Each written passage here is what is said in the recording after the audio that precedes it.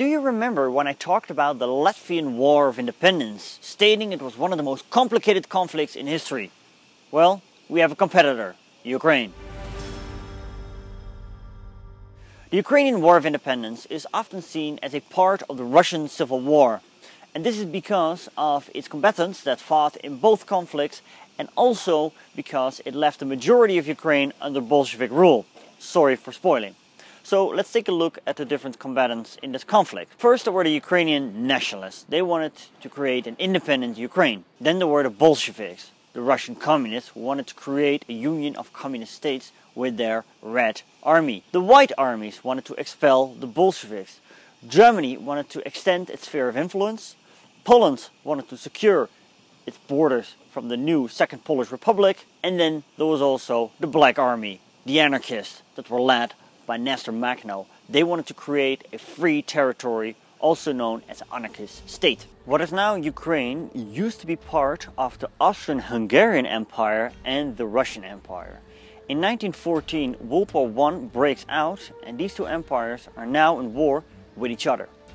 In February 1917, the February Revolution breaks out in Russia. The Ukrainian nationalists create the Ukrainian National Republic, the UNR, and basically proclaim themselves an autonomous region within the still existing Russian Empire and declare themselves loyal to the new Russian provisional government.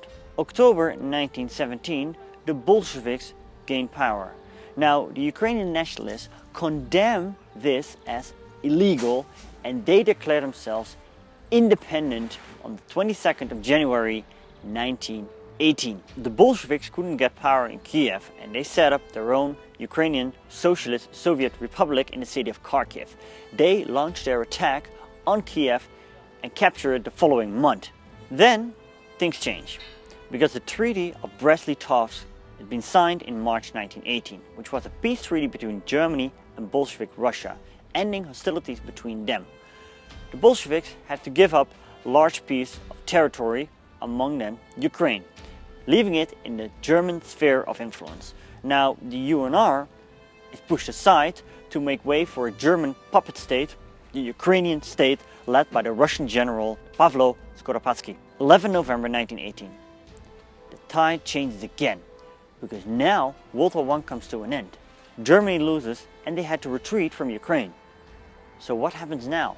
The Bolsheviks, they cancel the Brest-Litovsk Treaty and they attack because they want to get as much territory as possible, especially Ukraine, and capture Kiev in the beginning of 1919. Let's take a look at Poland. Poland was also involved in this conflict. When Austria-Hungary was defeated, its troops withdrew from Galicia, a historical and geographical region in Central Europe, home to many Polish people and also many Ukrainian people.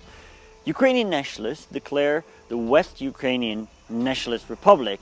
Now they wanted to form an alliance with the UNR to stand strong from another emerging nation, Poland. And the Poles wanted to capture Galicia because it was the home of many Polish people. Eventually Poland succeeded in this, and this conflict is known as the Polish-Ukrainian War from 1918-1919. The Ukrainian nationalists now found themselves with their backs against each other, pushed back from the Poles on the west and by the Bolsheviks from the east. But then the White Russian forces made their move from the south of Ukraine, led by Tsarist General Anton Denikin. They pushed the Bolsheviks out of Ukraine. Now Denikin's plan was to connect his troops with the White Russian forces that were led by General Kolchak that came marching from the east, to make their decisive thrust on Moscow and destroy the Bolsheviks once and for all. Historians still these days argue why that didn't happen. Well, apart from being overly extended, Denikin's forces had to fight a new enemy that ruined its supply lines. I'm talking about Nestor Machno and the Black Army, also known as the anarchists. Now they formed an alliance with the Bolsheviks, and therefore Anton Denikin's forces had to retreat and they could not capture Moscow. The Red Army would eventually defeat Denikin's forces in the Caucasus. Also, they betrayed the Black Army, attacking its forces and destroying the anarchists. Nestor Machno got away to Romania. It was 1920 and things looked very grim for the Ukrainian nationalists. Now they turned to their former enemy, Poland, and formed an alliance. Polish-Ukrainian forces drove away Bolshevik from the Ukrainian territories. However, a Red Army counterattack near Zhytomyr drove the Poles out of Ukraine. The Polish army fought a war for its very existence, because now the Bolsheviks were threatening the Polish capital, Warsaw, and it seemed like the new created Polish Republic was done for. But by a miraculous Polish counterattack, that did not happen.